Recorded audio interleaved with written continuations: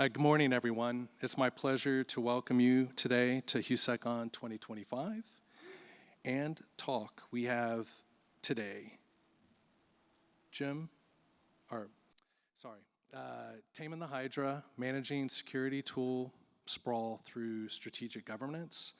And we have today Jim Nitterauer, Senior Director of Information Security at Graylog, overseeing IT services, security, and compliance, 25 plus years of experience in ethical hacking, pen testing, information security leadership, CISSP and CISSM certification. Frequent speaker and trainer at major conferences including DEF CON, RSA, B-Sides, DerbyCon, and HUSECon. Active in the InfoSec community through B-Sides Las Vegas staff, I-10 Wired planning, and co-founding multiple ventures. Please give me, and giving a warm welcome to our speaker today, Jim. Good morning. How's everybody doing this morning? All right, now I have to do my first security chore. I gotta get back into my laptop, sorry. They don't have speaker notes up here, so I have to click that and follow my notes up here as well. One second. Ubi keys are beautiful things. I don't ever know what my passwords are. I just know my PIN and my key, and we're ready to go. So if you don't have Ubi keys in your business, get them yesterday. They're the best thing ever. Anyway, good morning. My name's Jim Nitterauer. This is the first session at HUSECon. Everybody glad to be here this morning? Liking the weather. It's a little bit cooler this morning. So I'm the Senior Director of Information Security at Graylog, and the talk today is titled Taming the Hydra, Managing Security Tool Sprawl Through Strategic Governance. And I got to do two of these at once here. I got to juggle. Before we dig in, a word from our friends in the legal department. Presentations are intended for educational purposes only and do not replace independent professional judgment. Statements of fact and opinions expressed are not those of the presenters individually and not necessarily those of Graylog or other co-sponsors, including this conference. And Graylog does not endorse or approve and assumes no responsibility for the content of this talk. All right, so what we're going to talk about today, we're going to look at the problem, uncontrolled security tool sprawl within your organization with limited results. We're going to look at one possible solution, and that's going to be a roadmap based on the NIST CFS pillars. We're going to first understand what is security tool sprawl, how does it impact the organization. We're going to look at the NIST CSF and its mappings to the 5 areas. We're going to look at a CISO roadmap, and then we're going to have a little bit of an open discussion. So be prepared to be thinking about how this impacts your organization and how maybe it can change or modify or improve your decision-making processes within your organization. So, got to keep making sure my slides are synced. Let's dig a bit deeper here. According to Kaspersky, 74% of UK companies rely on multi-vendor ecosystems, leading to operational complexity and risk. Over 1/3, 36%, report their security stacks are overly complex and time-consuming, with 43% citing integration issues and 36% noting poor threat visibility. Over 2/3, 70% of the respondents told IDC that switching between different tools reduces their efficiency within the organization. An international research study from Barracuda in July 2025 shows that 65% of organizations believe they have too many security tools, with over half saying their tools can't be integrated. This lack of integration significantly weakens defenses, with 77% saying it hinders detection and 78% citing challenges in threat mitigation. There we go, switched, cool. A large scale, am I on the right slide here? I am one slide ahead, I think. Yep, so we're on that slide, okay. Sorry, I'm trying to do 2 slides here. They're not synced, they don't give us a confidence monitor, so I'll make sure I'm on the right slide.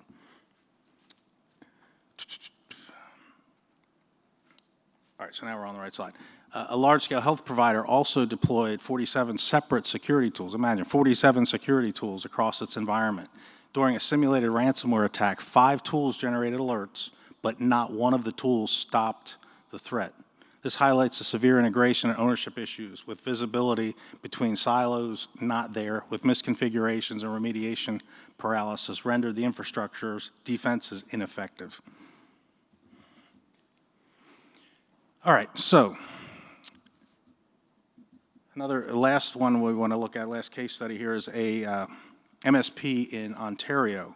They're charged with monitoring vulnerabilities within their customers' environments.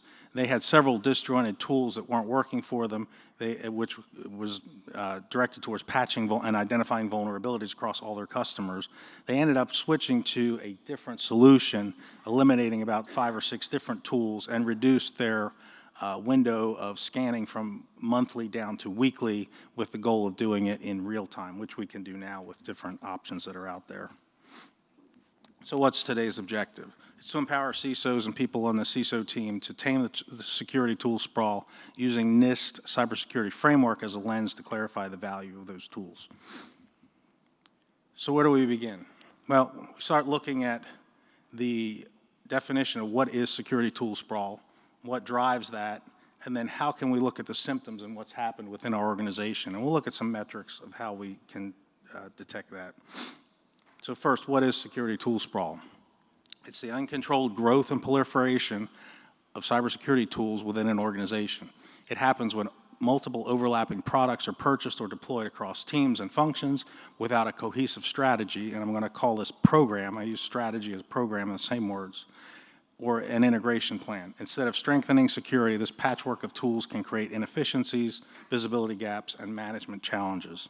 So I want to read a little. I ended up meeting this fellow, Kurt Minder, at DEF CON and bought his book. It's called Cyber Recon. I would recommend it as a read, but I want to read a little excerpt from this. You have to excuse my voice here. So he's talking here about, he's asking a CISO.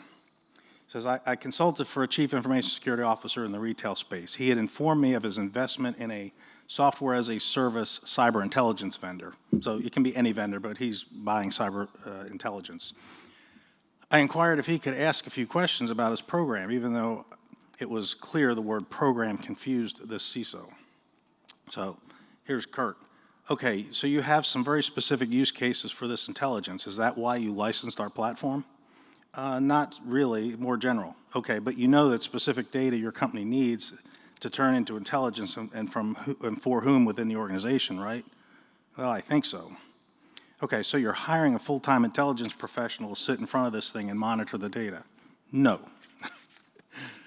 Oh, so you're taking one of your existing staff, training them on intelligence processing and production, and putting them in front of this full-time? No. You are taking the person that reads your EDR, endpoint detection and response events, all day and letting them query this platform? No. Curtis, why are you asking me these questions? That's the point.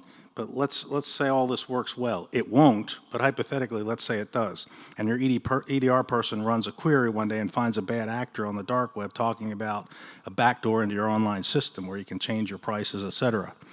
They are selling the price change as a service to anyone who wants to purchase it from you. Is that someone that pays a small amount of money in Bitcoin and then they change the price, a very expensive product, to $1? Yes, that's exactly the kind of intelligence I'm looking for. But that's not intelligence. What do you do next? CISO, I don't know. You see, there are many bad actors on the dark web. Most of them are full of you-know-what.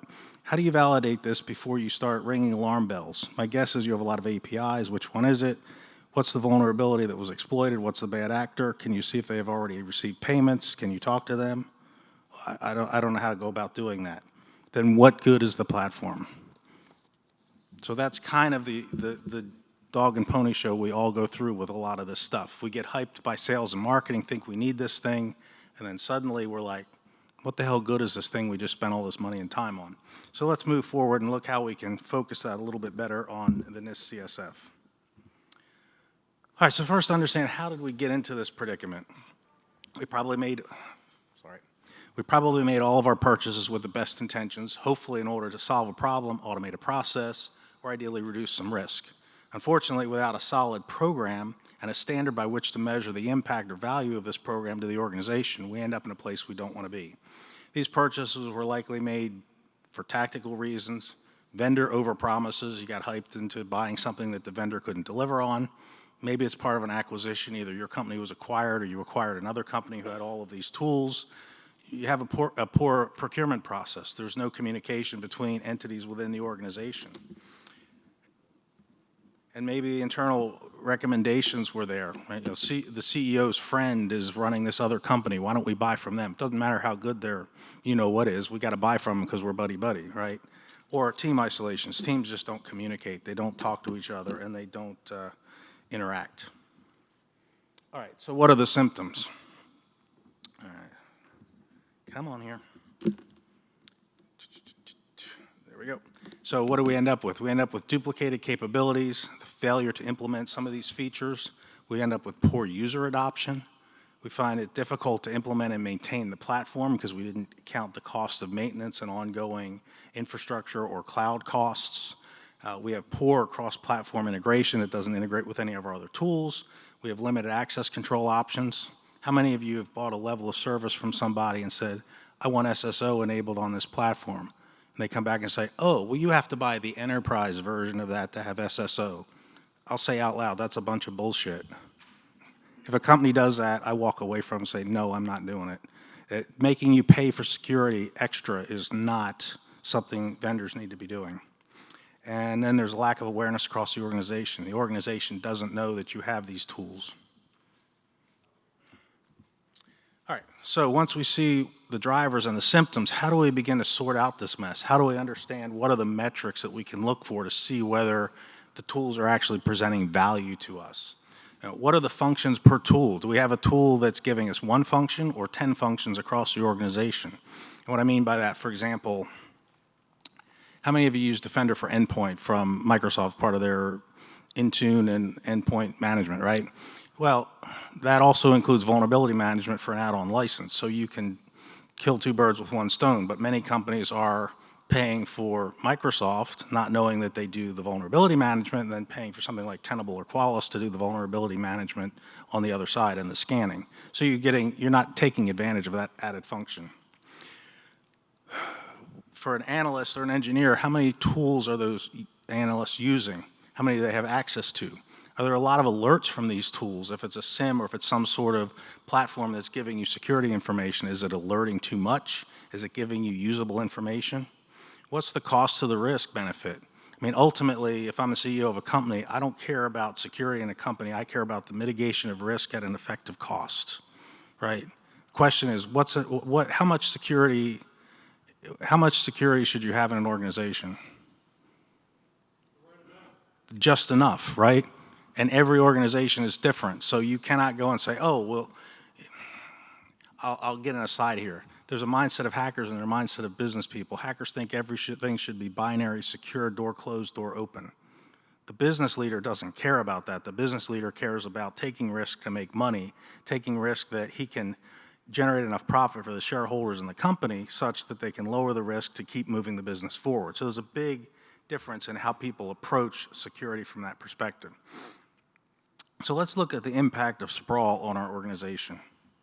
You'll have to look at the memes here. I threw in some memes to kind of distract you from the topics as we go here. But does your organization have security and compliance blind spots? Maybe they don't have a good asset inventory. Maybe you don't have complete telemetry into all the assets within your organization. Maybe the data is siloed by teams. Different teams have different pieces of information, but they're not sharing it across the organization. Maybe they don't have the ability to show the impact on risk. The CEO comes and says, you bought this tool, show me how it reduces our risk so I can report that to the board of directors. Maybe the coverage is incomplete. The scope of where you deployed this product is too narrow.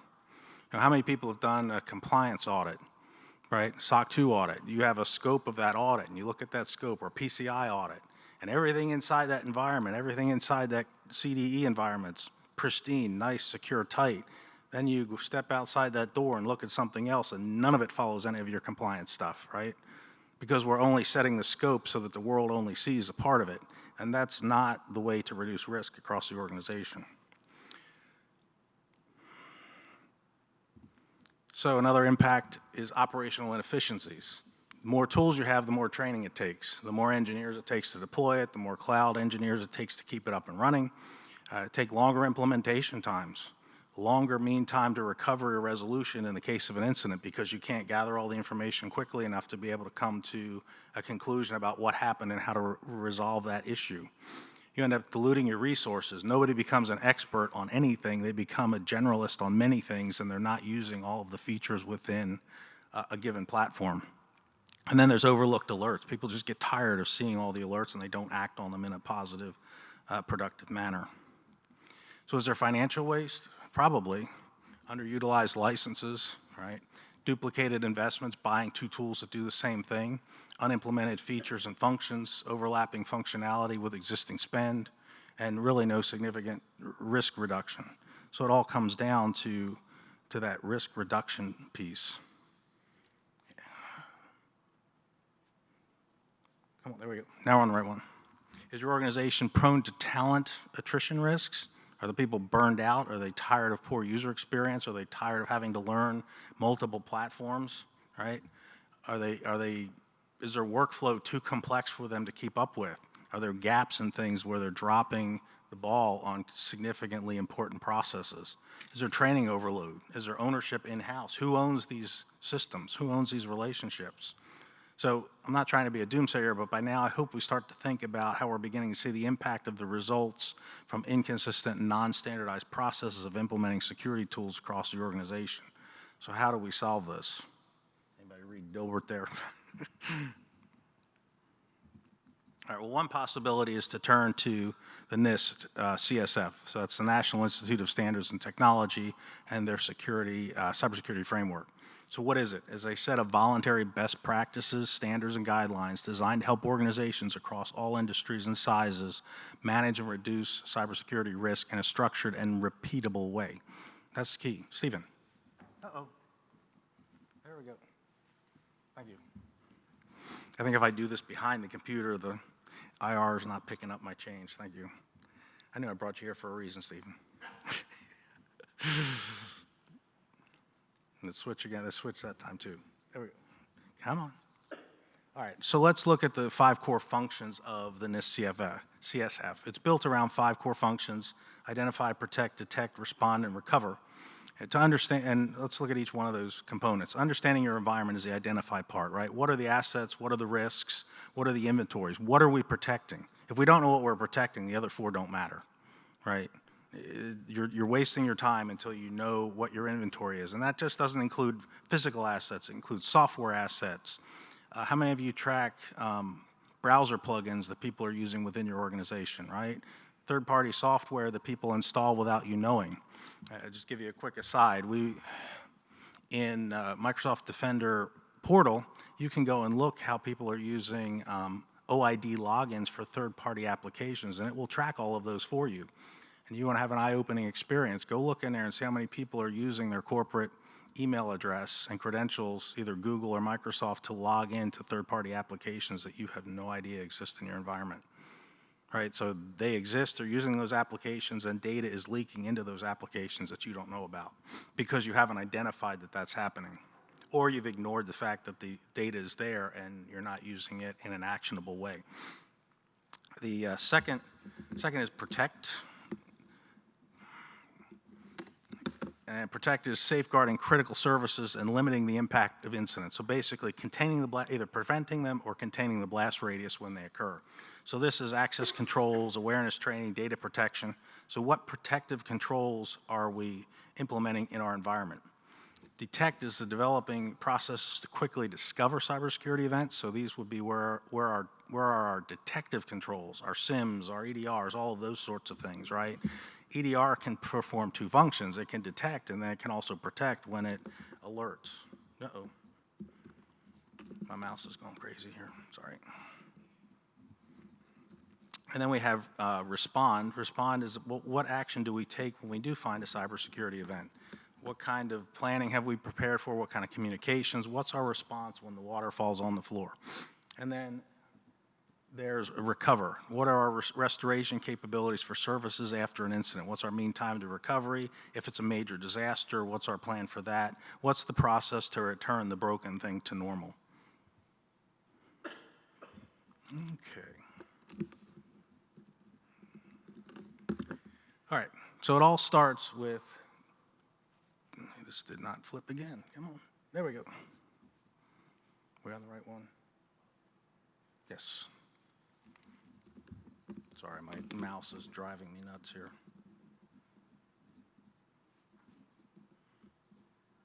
There we are. Okay. So it all starts with, this thing is not advancing. There it goes. Okay.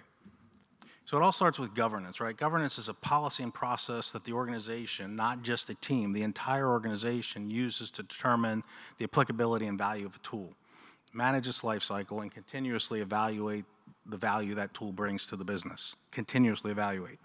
So once we have a policy, this is a governance policy and a plan, a process, how do we start aligning the tool purchasing process with the NIST CSF? And I say it's got to be simple, right? Very simple. I'm pretty simple-minded when it comes to a lot of things, and I like things to be easy. So what I say here is we go and we develop a formatted process for evaluating all of our vendors. We integrate this into our vendor risk management program, but into our procurement process as well. So we develop something that just basically gives us what's the tool we're using, what's the vendor, which of those 5 areas does it meet, what are our notes, and what's our risk that's mitigated. If you can't fill those areas in, you're done with that vendor. You don't even need to be thinking about that tool. That tool doesn't fit in your organization. Right? This is an elimination process. And it doesn't matter if the CEO says you have to have this thing. You go back to him and say, look, it doesn't match our governance policy and it doesn't show us the things that we need to do to make the organization more secure. You're making this based on an emotional decision rather than a logical decision that reduces risk within the organization. Okay, so once we do that, then we start to add some constraints to that. If we pass the first pass, if you will, we start digging a little deeper. We gather the minimum requirements. What is the long-term fit to the organization? What are what's the security posture of that vendor? What's the estimated time to implement or hours? What's the cost involved with that? What existing functions are duplicated within the organization? Do we have other tools that duplicate that same thing? And then we look at how much training is involved in that. And we start to build this process out. And you can add the fields that you need into that process.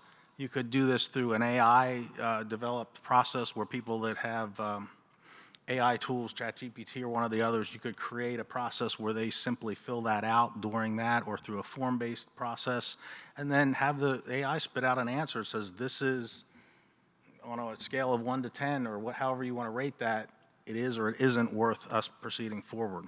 But other areas that we need to consider as well is what's the vendor's track record, what's their security posture, and where's our data flow with that vendor? Is the data held closed? Is the data shared somewhere else? All of those things are important. All right. There we go. All right. So let's look at a few misalignment examples here. So how do we say something is misaligned with the NIST CSF? Well, let's say you have an unintegrated vulnerability scanner. It runs scans on things within your network, but you don't compare that to your known asset inventory. You've installed, I'll just use a name, Tenable Agent on a subset of all of your workstations, but you've got servers, you've got cloud services, everything else that's totally ignored. So you don't have a good integration, a good coverage, so it's not really providing you the best solution to identify where the risks are.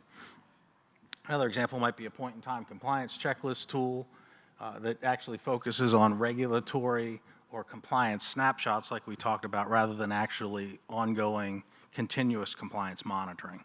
And then maybe an unmanaged discovery tool. We know what's out there. We see this discovery tool scanning our network, but then somebody gets the alerts that, hey, this new device showed up. We don't do anything with it. Nobody owns it. We don't know what to do with it. We don't know who owns it and who can manage that device. So these are things to think about with these examples.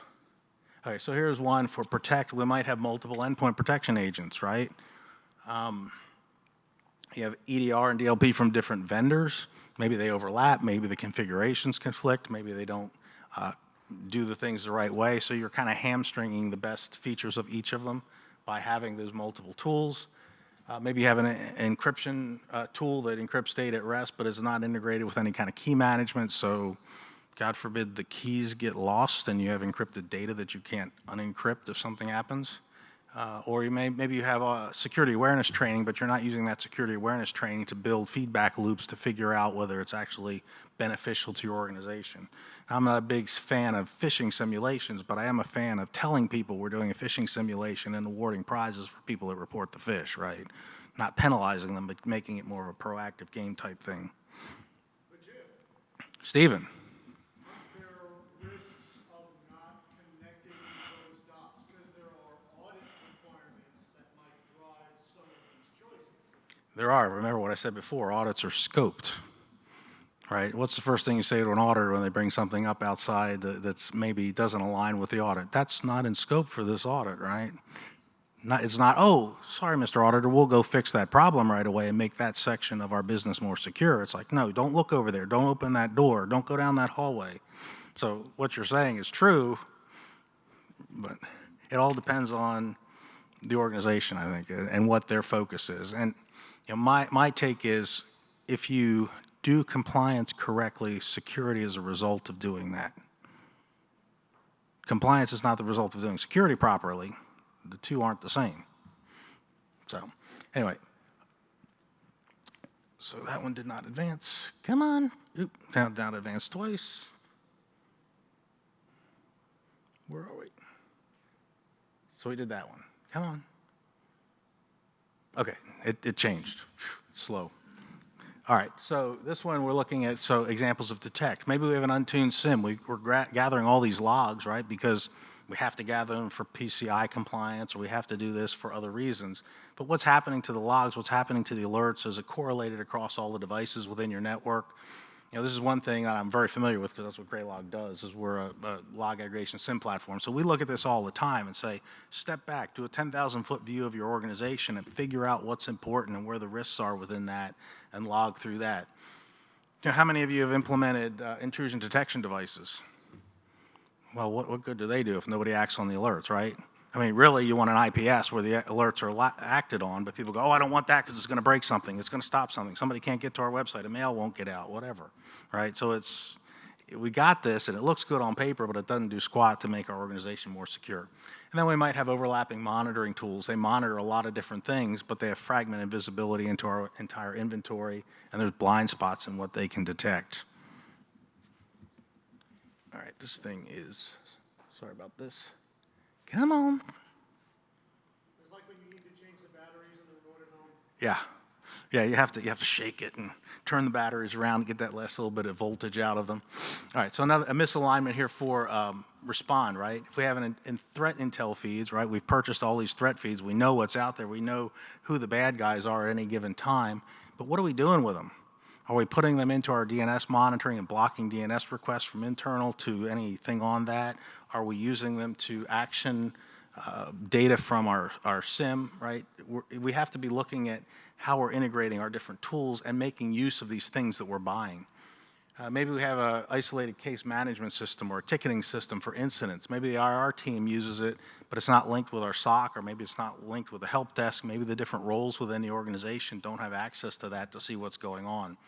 Or we have a SIM and we don't have any kind of playbook automation. We know when an alert's happening. We know when it's getting detected. Remember the example I gave you that the company with all those tools, 5 different tools alerted, none of them did anything to stop the ransomware attack, right? Because again, we're not going through the whole process to the very end.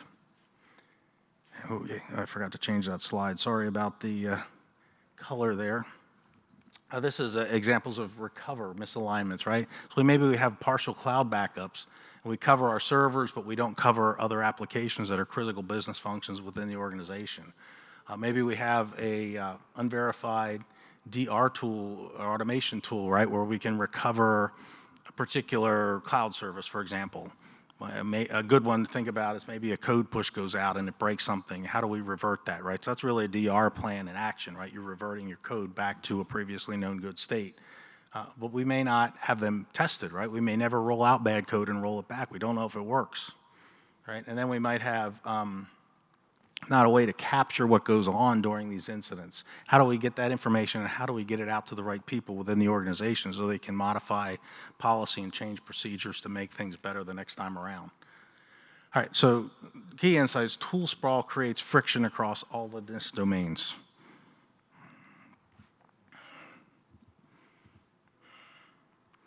All right, so here, come on, switch. There we go. All right, so wanted to get to this key roadmap for CISOs. So how do we get this under control? And this is not, I don't have all the answers. I'm just one that thinks about this stuff all the time because I hate the sales process. I hate the procurement process that's not in place. I just want to get results in my organization, right? And do it in a simple way that keeps everybody in the right mindset about security.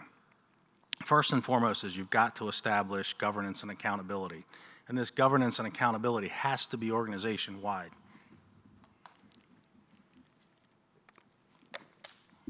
It cannot be team-wide. Teams can't isolate themselves and buy tools in and of themselves. There has to be a standard across the organization. We can't have one team using Google Workspace, another team using Microsoft, another team using Linux. It just doesn't work in the organization. It just multiplies the complexity. Same thing with these tools. You need to have a vetting process. You need to have a procurement process, and there has to be ownership of those tools. Somebody has to be responsible for the spend on those tools and making sure that those tools are implemented. We have to audit and assess current tools and coverage, review our spend, and look at our risk alignment. We need to prioritize based on our risk and value and only focus on the tools that bring value to the organization. Just because the world says you need to have XYZ tool out there because this one hacker is doing this nefarious thing in some corner of the world and everybody's running around with their hair on fire saying they need this tool, tune that out. Just don't listen to it. Listen to what you know about your organization and reduce that risk. Get the biggest bang for your buck and your time invested. Invest in convergence and integration, right? Things that integrate together. Again, going back to the single sign-on thing, if applications that you're using third-party vendors don't support single sign-on, tell them to screw off. I mean, I'll just be blunt, right? You don't need to be managing 50, 60, 100 different logins and auditing all of that stuff for users. You need to have a single sign-on solution that works across your environment. Measure and communicate the outcomes, right? Let the people on your team know what works. Let the people in your organization know what works. Let the CFO know what works, right? How many times do you hear, well, you know, security is a cost center in our business, right? It is, well, but so is buying a computer, so is buying software. They're all cost centers, right? Having an employee in your company is going to have a fixed cost per employee across the whole organization, including security, IT, all of those things. But how many business leaders really know what that cost per employee is? They'll tell you right up front, oh, well, if I hire this employee at 50 grand a year, I know my cost for them is going to be another 25,000 for insurance and another this and that. They'll know those numbers, but they won't know the numbers on the other side for all the tooling that that employee needs. So understand that and be able to report that back to the CFO or the CEO. And I think the last thing is you just got to continue to celebrate within the organization, right? When you save money, when you reduce overhead, celebrate in a way that says, we didn't buy this tool so we can keep you focused on being an expert on this tool, and this tool is providing value. And I'm going to give a quick example, and then we're going to have a kind of an open discussion. I want to hear what your thoughts are out there. I could stand up here and talk forever, but I'm not going to. So one of the things that we look at very heavily in Graylog is our Microsoft Security Score. How many of you know where that is in the Defender portal? I'm sorry? Ours is typically never less than 98%, right? And if you look at the average security score for businesses of the same size, it's about 45%. That tool alone, if you focus on that tool and doing its recommendations with your organization, you will cut your need for other security tools probably by about 85%, I would say. And I would stand by that because usually you're buying other tools to fix people's laziness from not configuring things the way they're meant to be configured. And Microsoft gives you the tools to do that, so why not do that? You're already paying for it. You're paying for the ability to do it. You're paying for them to monitor it, right? And they give you exact recommendations and exact steps to raise that security score and lower your risk profile profoundly, right? So that's one example of going to a tool and using it to the extreme. It's already there, rather than going to a third party and buying vendor or vulnerability management and scanning, buying all these other things, software inventory. It's all built into that if you just take advantage of it. So that's all I'm going to talk about here this morning. I hope that gets you thinking about some things. So it's in the Defender portal for Microsoft. So if you go to security.microsoft.com and log in, you'll see all of those tools in there if you have Defender for Endpoint enabled within your licensing. I think that comes with an E5 license or an E3 plus an E5 security license, one of those two. If you turn it on, you have it deployed through Intune, then you'll see all the results in that portal. But there's a plethora of information in there. You'll see all of the software on every device, all of the third-party OID logins that people are using, the security state, when the machine's checked in, and then it'll give you very clear steps on how to improve your security score so that you lower the risk for very well-known types of exploits. So my question to you would be, how many have had problems in their organization? Share some of those problems. You know, we're not here to just listen to speakers speak. We're here to learn from each other, to gather information, and to make our businesses better, right? We're all in the same world. So if anybody has a story, a comment, a question, he'll come around with the microphone, and we've got about, 5 minutes, 10 minutes left? So nobody wants to be the first to speak up, huh? Stephen will speak up. No comedy, Stephen, now. Oh, Jim, you know that life itself is comedy, so the is. stories and the jokes write themselves. Yes, they do. So in terms My of... life is a perfect example. In terms of, do you see it as an architecture challenge? Where does the integration decluttering need to take place? Because in this discussion of engaging NIST CSF, it's wonderful to say, okay, I'm going to start mapping out how these things get near each other or maybe even overlap. Where do you begin to deconflict or start that, forgive me, the does it bring me joy? The lady who puts out the bins and tells people to put stuff in them. What has to happen in an organization to begin that conversation? Well, I think it starts with the governance. Your organization has to make a commitment to standardizing your processes across all the teams in the organization, right? And I came from a previous organization that got acquired and then got acquired again, and each of those departments were very siloed. They all had their own tools. You know, we had 6 different change management tools. We had 4 different development management tools, all of those kinds of things, right? And there was no mandate, there was no leadership from the top that said, wait, we cannot continue this way. We have to start consolidating and working off of a platform that's our standard for doing the work, right? So that's the governance part of it. And then, next would be the identify. What are we protecting? Go and identify what we're protecting and look at the tools that give us that information and build on those tools first. Because again, you're wasting your time if you don't know what you're protecting, right? And it's not just assets, it's people, it's buildings, it's laptops, it's software, it's intellectual property, it's data. How many people have a data marking policy in their organization, but how many enforce it, right? Nobody, hardly anybody does. Microsoft gives you the tools to do it 100%.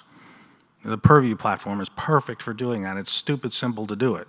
The problem is people get all upset because now you're imposing limits on where they can share that information, right? So you have to get buy-in from the executives and the leadership in the company to say, we are going to do this thing. And I will say that from a regulatory perspective, if your data classification policy doesn't show that you're enforcing it, there's going to be legal trouble within the next couple of years for companies that do not enforce their data classification policies, right? It's getting pretty bad. So, but that's a good point, Stephen. Again, start with the governance, the leadership. Start with then the assets. What are you protecting, right? But the point is to start. To start, yes, you have to start. You can't just keep doing things. I mean, that's the definition of insanity. You keep doing things the way you've already been doing, you're always going to get the same results, right? So make it simple. Keep it simple. Life is too complicated. Other questions, comments? I got 2 back here.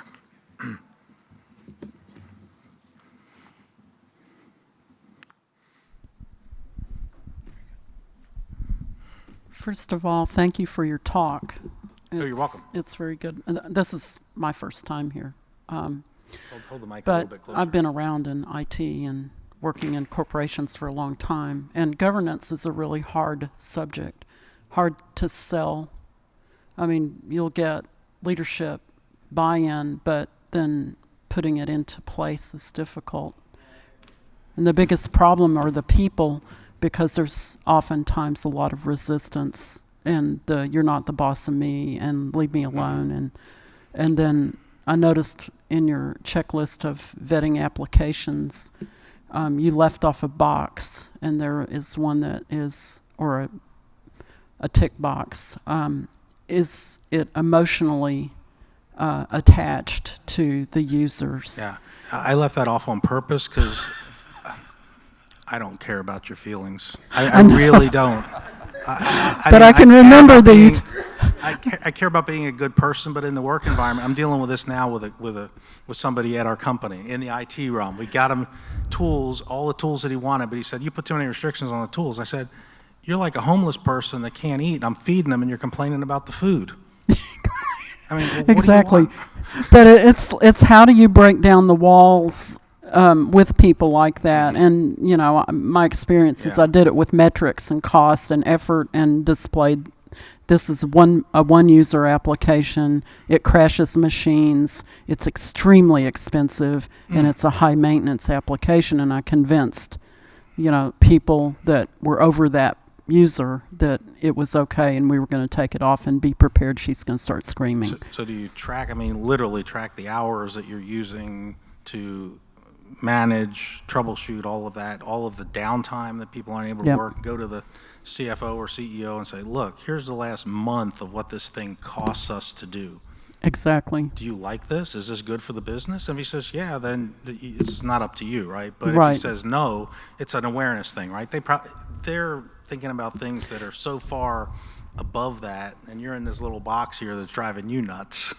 And you have to get that IT manager to go over across, you know, the little bridge to the next silo to that person's boss and say, "This is the problem No, here." you don't. You just go straight to the CEO No. and say, "Look, here's what I'm seeing. I've been trying to go to my manager to do this. They're not listening to me. To go around them. Go around the roadblocks." Too many companies have this. And I chain of know a command. lot about doing that, but it became, the problem was subscriptions and who ordered them, and then they were delivered by the third party, and that got interesting. Again, the procurement process. It all boils down to money. Yep. I think somebody else back there had a question. Black jacket in the back, blue jacket. Oh, another one. Okay, go ahead.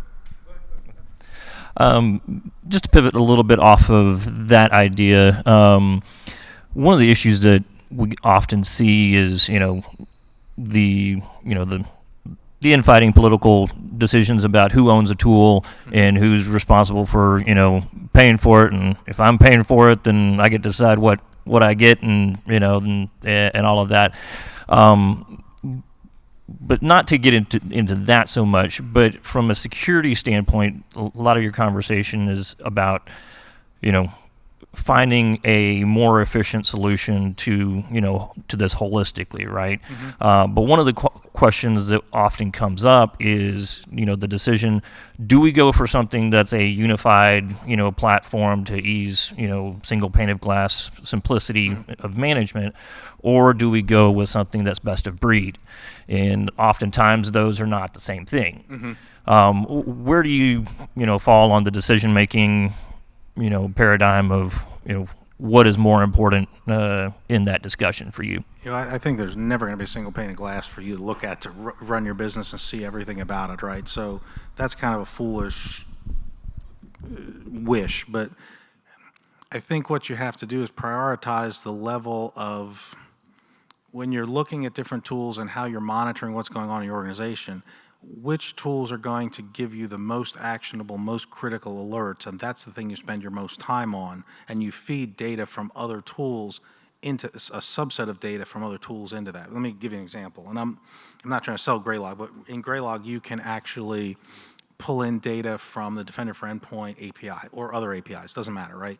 So yeah, I could easily go to the Microsoft portal and look at all the alerts and everything else in there. But what I want to do is I want to filter out all that big bulk of information that's in that Defender portal down to a few key things, right? So for example, I want to make sure that no new user accounts are getting created that I don't know about, or that there's no global admin roles provision to anybody within the organization. Those are actionable things that I want to look at immediately. So that kind of data I would filter to more of my main single pane of glass that I'm looking at, right, and let the rest be out there kind of as a backup data.